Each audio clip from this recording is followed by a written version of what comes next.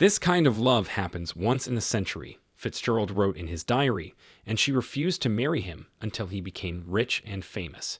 She was 18 years old when she met second lieutenant of the infantry regiment Francis Scott Fitzgerald in a bar in the provincial town of Montgomery.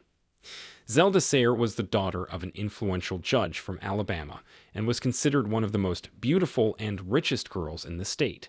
She had the best music and ballet teachers, fashionable outfits, and a difficult character.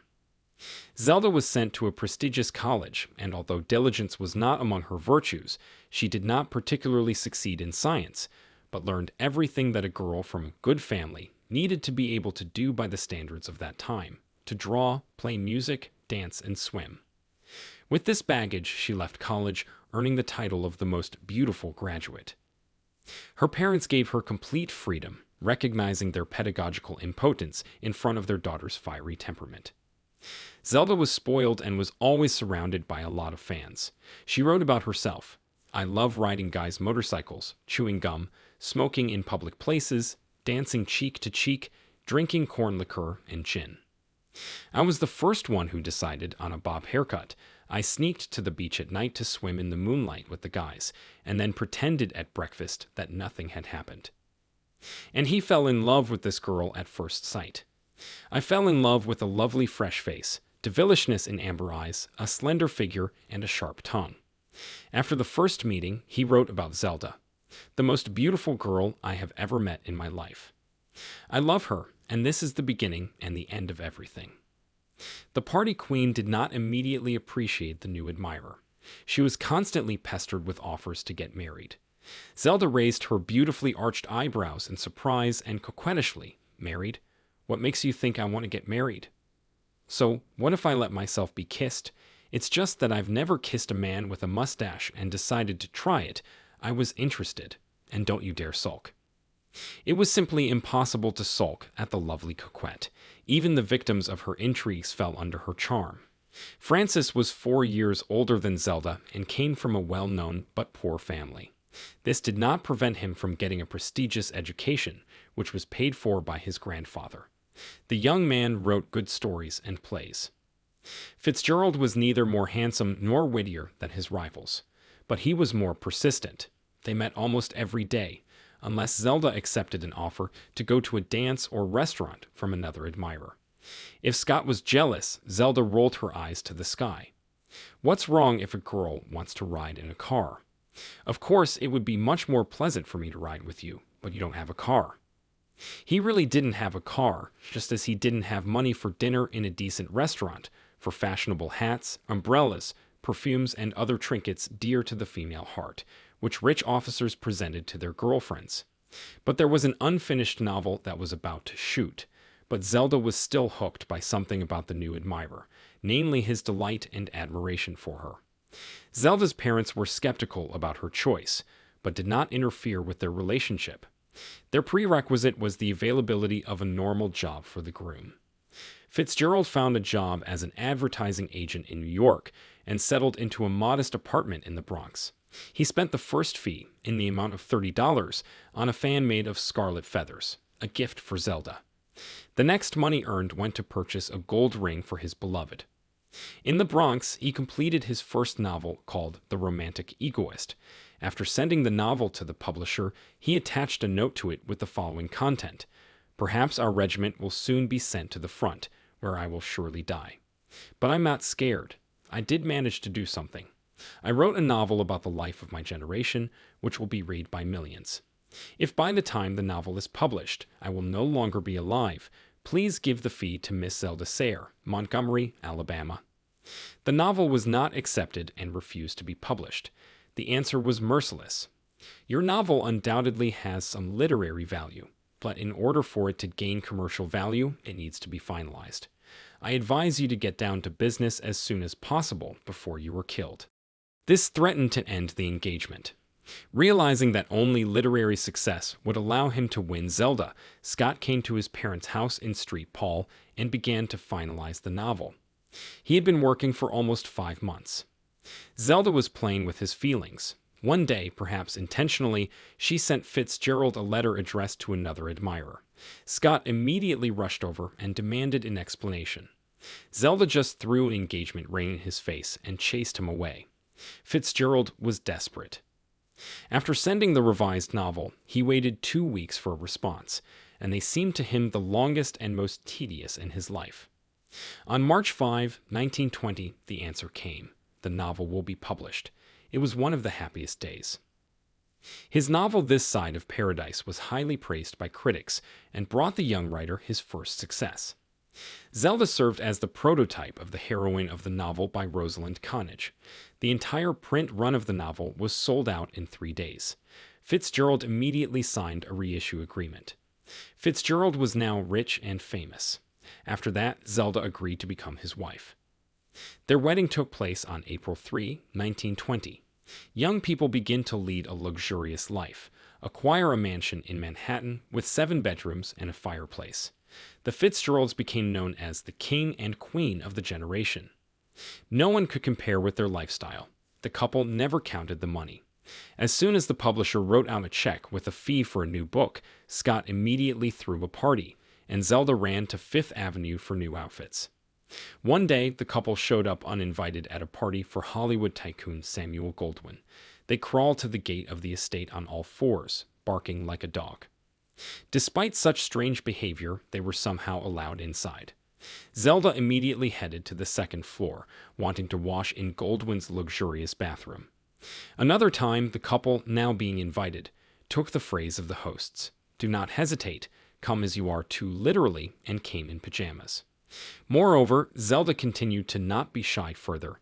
After several cocktails, she took off her pajamas and began to dance. The couple abused alcohol, violently sorted out their relationship. For example, we rode around New York on the roof of a taxi, swam in a fountain, came to a play at the theater, and stripped naked. Both drank so much that hangovers became something of a time of day for them, like a Spanish siesta. In 1921, the couple had a daughter. The girl was named after her father, Francis Scott Fitzgerald. The phrase from The Great Gatsby, "Let the girl remain as pretty and almost as stupid as she was born all her life," was borrowed by the writer from his wife. These were her first words when she looked at her daughter. Zelda found the role of mother boring. She entrusted the care of the child entirely to the servants. The birth of a child did not affect their lifestyle. The most shocking prank of the couple took place at a party hosted by actress Lois Moran. Scott walked around all the guests with an absolutely serious look and collected watches and jewelry from them, ostensibly intending to show a trick, and then retired to the kitchen and threw his booty into boiling gazpacho. Even Hemingway in the novel The Holiday That Is Always With You did not speak in the best way about eccentric spouses. He believed that alcohol and Zelda were the main evil in the life of a talented writer. Zelda was jealous of Scott's work, and as we got to know them better, everything fell into place. Scott was determined not to go out drinking at night, do gymnastics every day, and work regularly. He would start working, and as soon as he got involved, Zelda would start complaining that she was bored and drag him to another binge. They quarreled, then reconciled, and he went on long walks with me to recover from alcohol poisoning, and made a firm decision to start working. And his work was going on. And then it all happened again. Hemingway called Zelda a sly cat with empty eyes, and she always spoke to him in an intimidating whisper, as if to emphasize her hatred. In turn, Fitzgerald was jealous of Zelda for any of her hobbies, whether it was drawing or ballet. Zelda really painted good paintings. Wayward and proud, she responded to all prohibitions with prohibitions, but much more insidious. Almost every day, Zelda did everything so that Scott would drink as soon as possible and not be able to sit down to work. Zelda herself wrote good articles for magazines. Every year, the couple spent more and more money, for which Fitzgerald needed to publish his works more often. His conscience tormented him, because in search of easy money, he was forced to compromise with publishers and reduce the artistic value of his stories. Fitzgerald began to use aspects of his personal life as material for his own works and even drew the necessary information from his wife's diary, replacing names with fictitious ones. But masterpieces came out from his pen. He would write The Great Gatsby and The Mysterious Story of Benjamin Button, and later, when Zelda fell ill, The Night is Tender. Zelda was sometimes attracted to other men. She had an affair with French pilot Edouard Dozet, who, trying to impress Zelda, performed aerobatics right above the Fitzgerald house. That was the first time Zelda talked about divorce. But the pilot threw her first, and Zelda's pride could not stand it, and the first beauty of Alabama tried to poison herself with sleeping pills. Scott managed to call a doctor in time. And soon after her health improved, the Fitzgeralds moved to Paris. In Paris, Zelda initially went back to her old ways. That is, she drank, brawled, nagged her husband, and tried to attract attention by any means. One day in August 1925, when they were having dinner at the fashionable Lafayette restaurant, Isadora Duncan entered the hall. The eyes of the audience turned to the famous dancer. Scott decided to pay his respects to Isadora and kissed her hand. Then Zelda jumped out from behind the table, climbed the stairs to the second floor, leaned over the railing, and rushed downstairs. However, she got off with only bruises. It was only now that Fitzgerald realized that Zelda was mentally ill. His wife, whom Fitzgerald always loved for her slight insanity, was diagnosed with a mental disorder. Fitzgerald began to blame Zelda for his misfortunes. "My dream was shattered one day when I finally decided to marry your mother, even though I knew that she was spoiled and not suitable for me. I immediately regretted marrying her, but in those days I was patient and did not give up, learning to love her in a new way.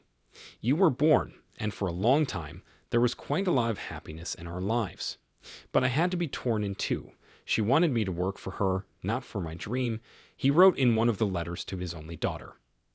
Before Zelda got an appointment with Oscar Farrell himself, the famous psychiatrist of the time, in 1930, Fitzgerald had to go through her infatuation with ballet. Before the visit to the doctor, 27-year-old Zelda set herself an unrealistic goal, given her age, to get an engagement in the Diaghilev troupe and trained every day for 5 to 6 hours, literally torturing herself. Love turned out to be stronger than common sense. Fitzgerald kept hoping that the situation could be fixed, eating more vitamins, being outdoors. Maybe she got confused reading his novels, couldn't find where the real Zelda ends and the fictional Nicole Diver begins, and that's why she went crazy. When he saw the psychiatrist's report on several sheets, he looked at the stockade of medical handwriting with bewilderment, persecution mania, catatonia, sound hallucinations. Baltimore Hospital, North Carolina Hospital, Asheville Clinic. He traveled to all these sad places with her. He checked into nearby hotels, had conversations with her doctors, feverishly wrote stories, because expensive treatment required money, and there was no money. They never made any savings. This went on for a long time, almost 10 years. He was drinking more and more, having affairs. Scott was still good-looking. He was about 40 years old. Deciding to become a screenwriter in Hollywood, he meets the writer Shayla Graham and falls in love with her. Their stormy relationship will last 3 years. He will continue to drink a lot, will begin a novel about the life of Hollywood, The Last Tycoon, which will remain unfinished. At 44, Fitzgerald would die of a heart attack, and Sheila would find his body in the living room. Zelda will outlive him by 8 years. She will die in a fire in a psychiatric hospital. It is possible that in Zelda's place, another woman would have built Fitzgerald a cozy family nest, given birth to a bunch of children, and raised them in due respect for their father and his labors. It is possible that this life would have been so wonderful that Francis Scott Fitzgerald would have stayed in it longer, would have written a dozen more wonderful novels, and died a gray-haired old man. And on his grave, instead of the usual cemetery turf, lush rose bushes would bloom, proof of the memory of descendants. But it turned out that in his life he loved a single rose that once entwined him hand and foot, poisoned him with sweet datura, and stuck all its thorns forever into his heart.